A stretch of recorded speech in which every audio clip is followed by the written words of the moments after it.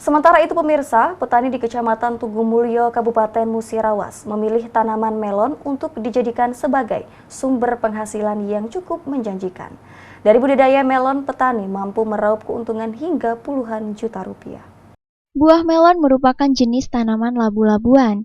Tanaman ini banyak digemari oleh masyarakat sebagai salah satu sumber nutrisi yang dapat diolah menjadi berbagai macam minuman segar penghilang dahaga. Budidaya melon ini telah ditekuni oleh seorang petani di Desa Wukirsari, Kecamatan Tugumulyo, Kabupaten Musirawas. Lewat proses budidaya dengan memilih varietas bibit yang unggul serta pemupukan yang teratur.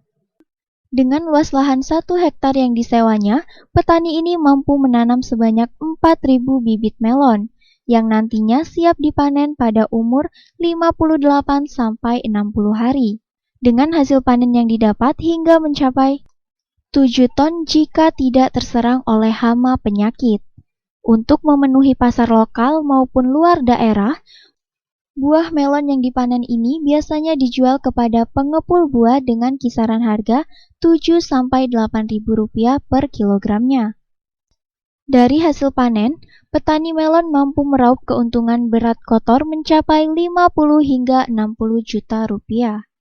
Barusan kita habis panen ya, panen perdana untuk yang wilayah ini.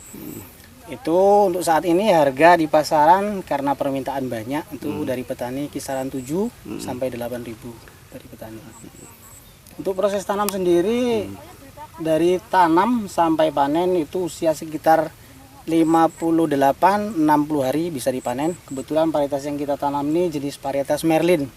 Jadi usia untuk 58 itu sudah buah gudang. Sudah bisa dipanen. Keuntungan kebetulan kita tanam ini bertahap ya, tapi total seluruh tanaman ini kurang lebih 1 hektar. Itu kalau memang posisi seperti sekarang ini nggak ada hama dan penyakit, insya Allah kita bisa mendapat tonase sekitar 6 sampai 7 ton. Tinggal dikalikan harga sekarang 7 ribuan dari petani. Berapa itu Mas? Jadi ya cukuplah sekitar hampir mendekati 50-an. Jadi itu total pendapatan 50 juta 50 atau 60 juta. Tinggal dipotong biaya operasional dan modal. Tim Liputan Silam Pari TV.